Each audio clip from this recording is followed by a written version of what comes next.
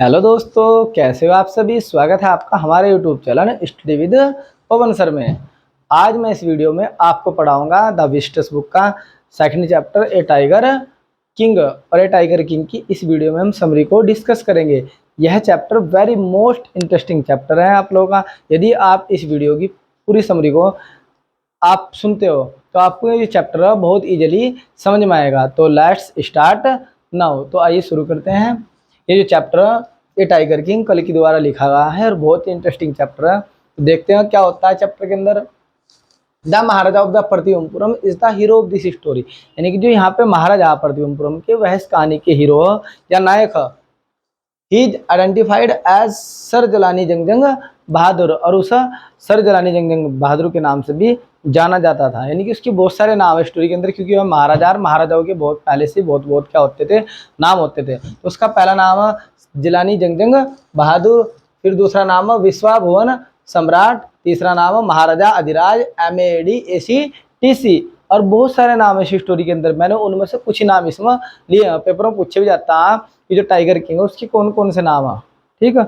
But short name was tiger king, लेकिन उसका जो सबसे छोटा नाम था, जो विख्यात था, जिससे वह प्रसिद्ध था, वह उसका नाम टाइगर किंग था। यानी कि उसे टाइगर किंग के नाम से जाना जाता था। अब देखते हैं होता क्या स्टोरी के अंदर।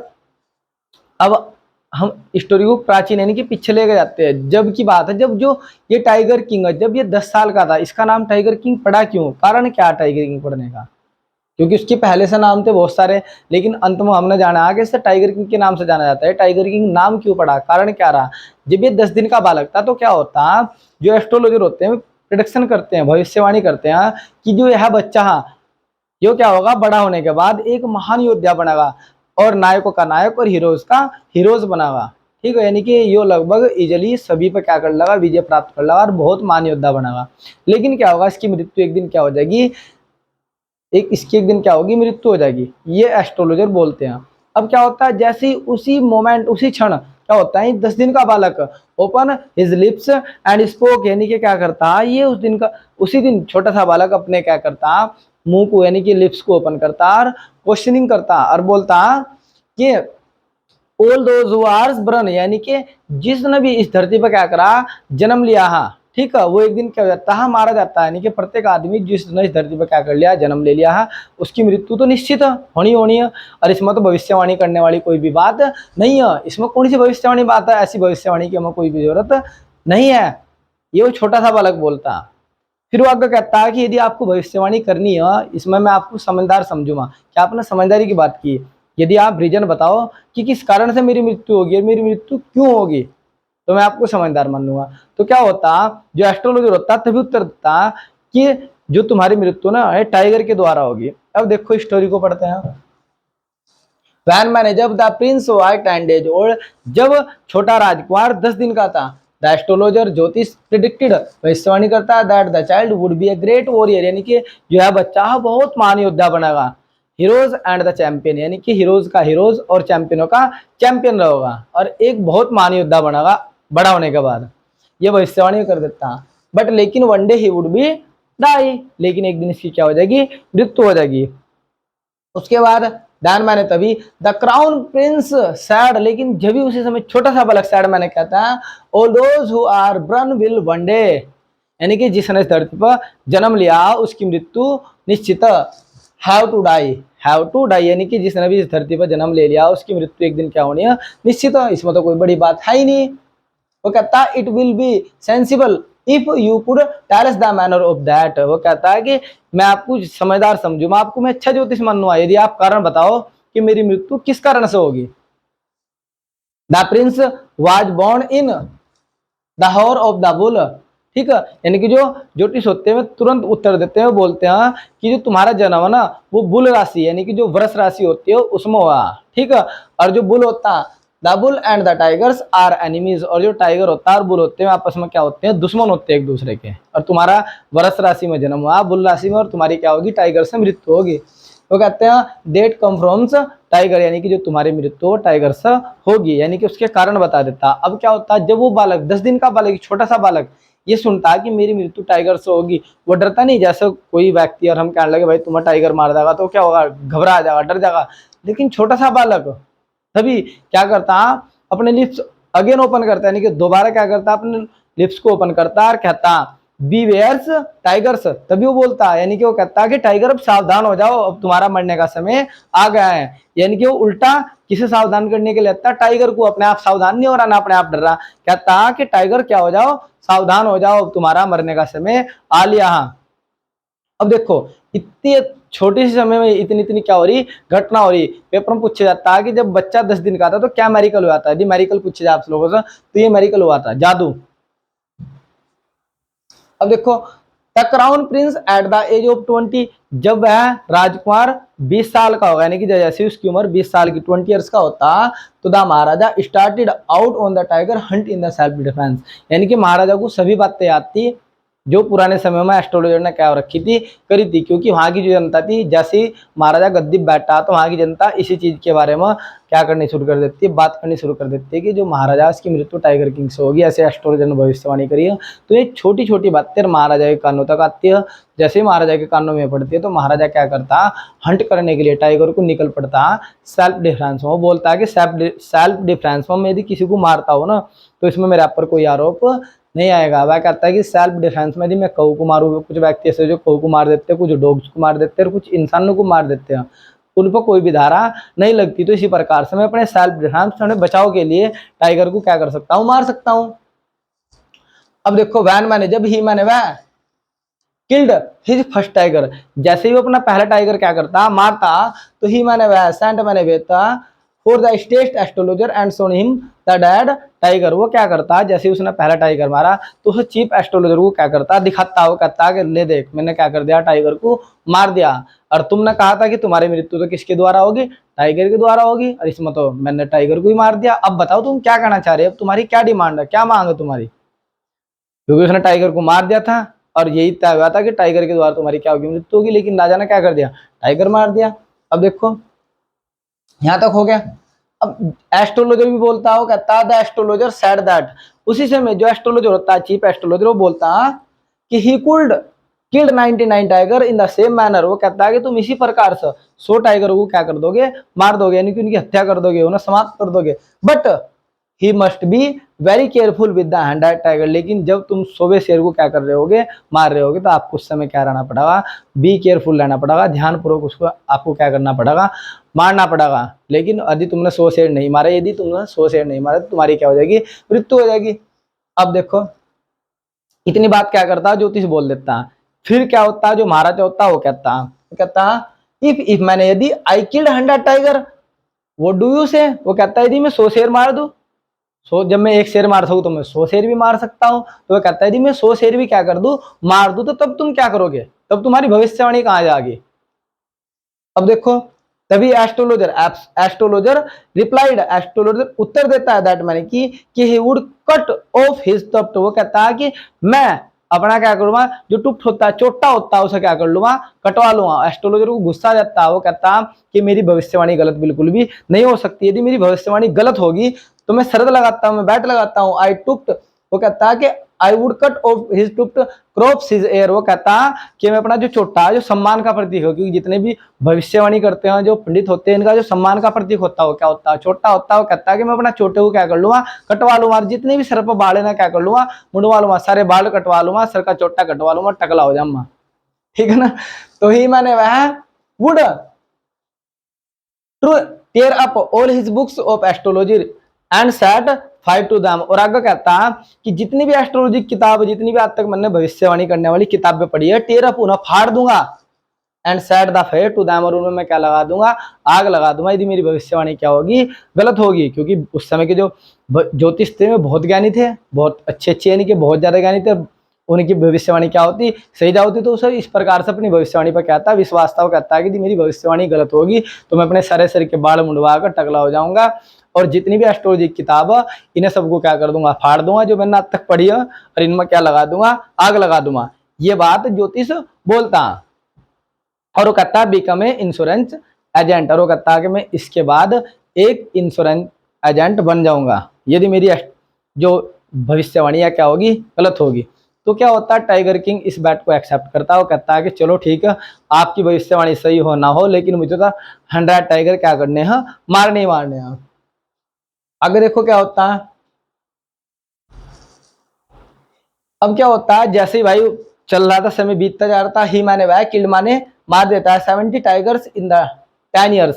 अब 10 सालों में क्या होता है, वह इसी प्रकार से 70 टाइगर क्या कर देता है, मार देता है। और 70 टाइगर मारने के बाद जो उसका फॉरेस्ट था, जितना भी उसका स्टेट के फॉरेस्ट थे, जंगल थे, उनके सभी टाइगर क्या हो जाते हैं, समाप्त हो जाते हैं। और महाराजा के सामने, टाइगर किंग के सामने एक समस्या उत्पन्न हो जाती है कि अब जो टाइगर है, 70 टाइगर तो मैंने मार दिए, 30 टाइगर की भी आवश्यकता है, और जो टाइगर है, मैं सारे आसपास के क्या हो गए, समाप्त हो गए। तो उसके दिमाग में एक आइडिया आता है, मतलब बहुत ज्यादा क्रोधित होने के बाद वो सोचता है कि यार कुछ ऐसा करे जाके टाइगर मिल जा, और टाइगर मिल जा। अब क्या होता, जो महाराजा था वो बंदूक को साफ कर रहा होता है, और वो दीवान को बुलाता है, और दीवान घबराया होता है, क्योंकि वह जानता है कि टाइगर किंग को बहुत गुस्सा आ रखा, टाइगर नहीं मिल रहा। तो डरता डरता दीवान उसके पास में जाता है, और वह कहता है, महाराजा बोलता है कि दीवान जी मुझे क्या करनी है, शादी करनी है। तो दीवान जी डरते हुए बोलते हैं कि महाराजा जी मेरी तो पहले से शादी हो रखी, और मैं आपसे शादी कैसे करूं, मैं तो आपसे शादी कर ही नहीं सकता, मेरी तो पहले से शादी भी हो रखी है और मेरे बच्चे भी हैं। अब क्या होता है, महाराजा हंसता है कि दीवान जी तो बड़े डरे हुए हैं, ये तो अपनी शादी की बात कर रहे हैं।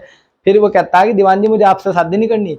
तो कहता है कि महाराजा और डर गया, यानी कि सॉरी, जो दीवान होता है वो और डर जाता है। डरने के बाद कहता है कि महाराजा जी आपकी जो पूर्वज थे उन्होंने तलवारों से शादी करी है, तो आप बंदूक से शादी कर लो।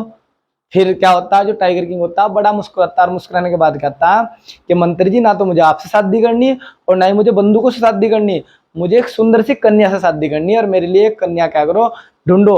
और ऐसी कन्या होनी चाहिए जिसके जंगल में, यानी कि उसका फॉरेस्ट होना चाहिए, एक बड़ा सा राज्य होना चाहिए, और उसके राज्य में जो जंगल है उनमें क्या होना चाहिए, नंबर ऑफ टाइगर्स, और बहुत अधिक संख्या में टाइगर होना चाहिए, जिसके कारण मैं क्या करूँ, उसके स्टेट के भी टाइगर क्या कर दूं, मार दूं, और अपना जो लक्ष्य है उसे क्या कर लूं, पूरा कर लूं।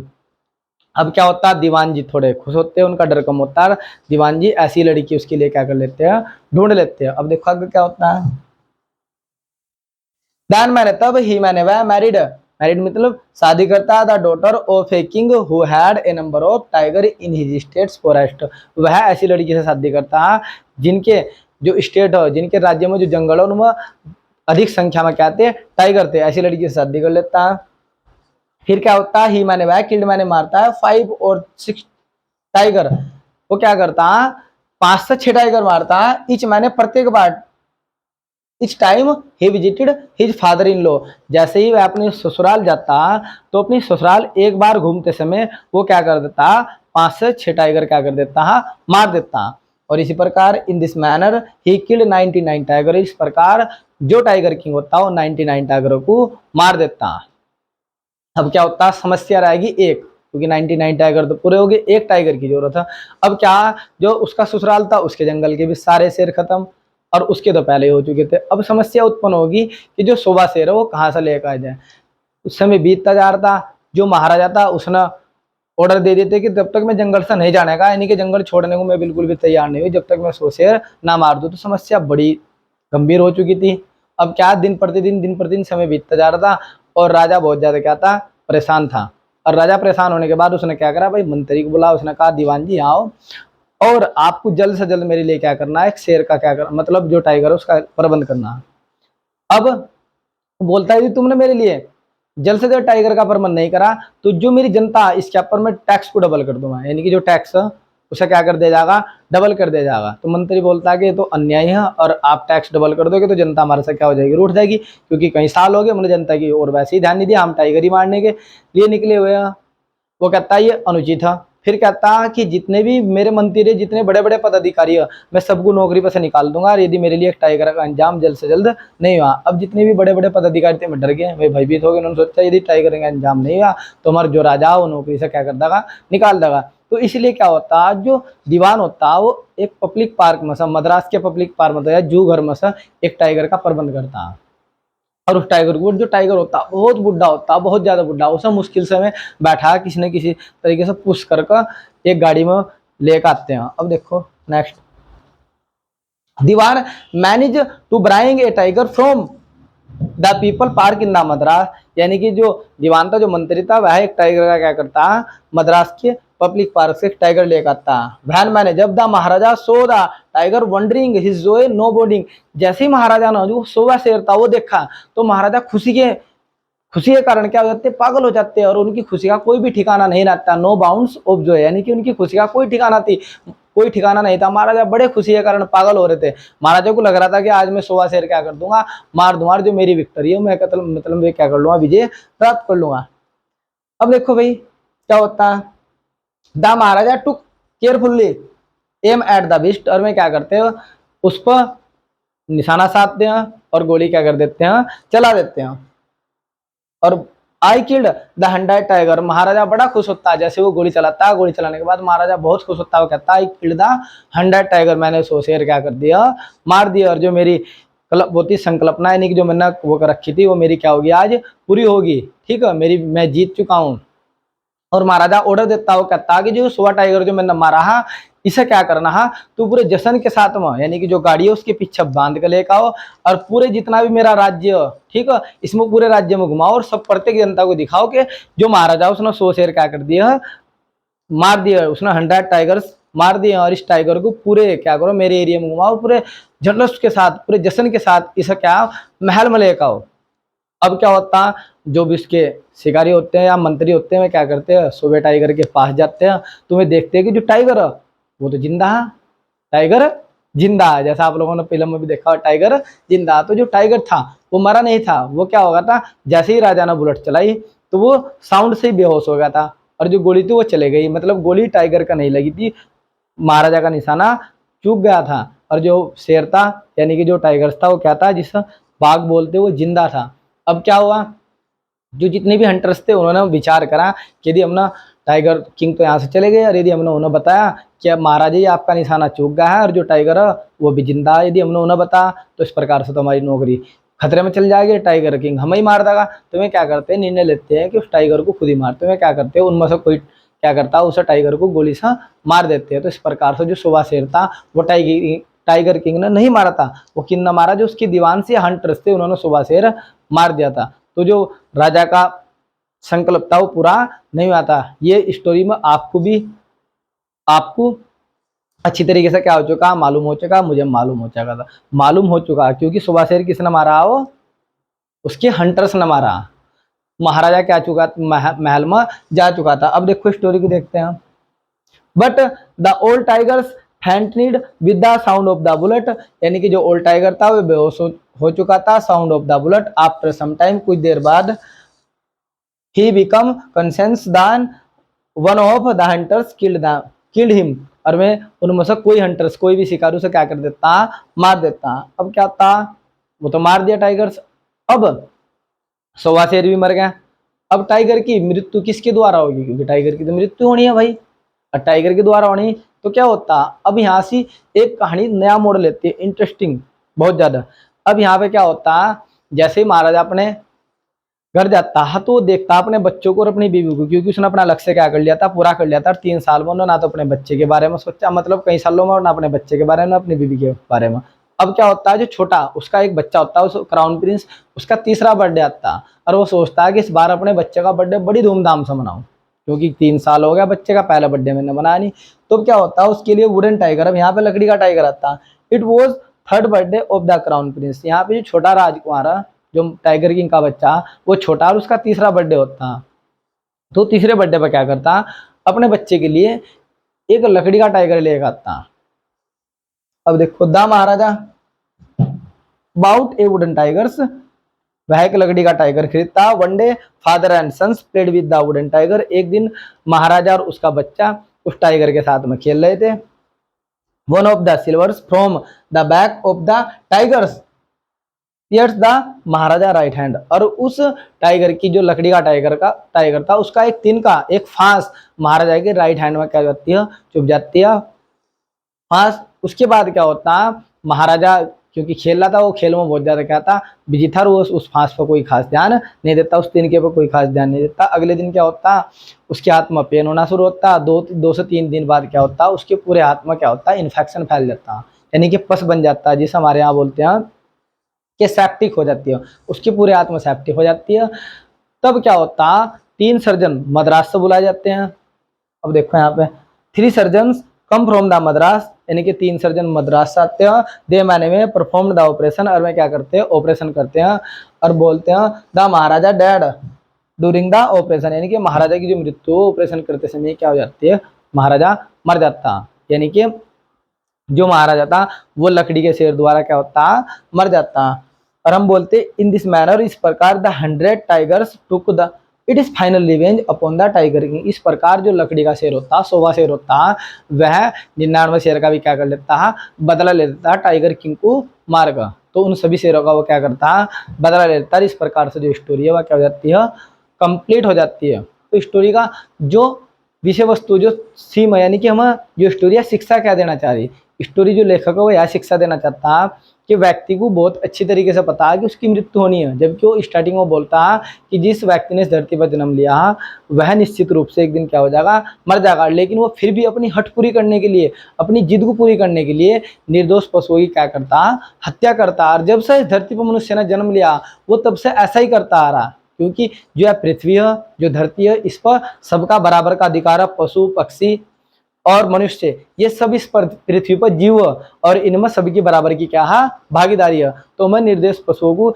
हत्या नहीं करनी चाहिए। जब हम निर्दोष पशुओं को जीवा नहीं सकते, किसी को जीवन नहीं दे सकते, तो हमें उन्हें मारने का भी कोई अधिकार नहीं है। और इसमें यही बोलते हैं, तो कहते हैं ever since man come on this earth, जब से मनुष्य ने इस धरती पर जन्म लिया, तो general attitudes of human beings, मनुष्य का जो साधारण दृष्टिकोण है टुवर्ड्स द वाइल्ड एनिमल्स, जो जंगली जानवर है, कोलेस एंड क्रूल, यानी कि बहुत ही क्या निर्दयी है इनके प्रति, इन्हें बहुत क्रूरता करते हैं, इनके साथ में अन्याय करते हैं।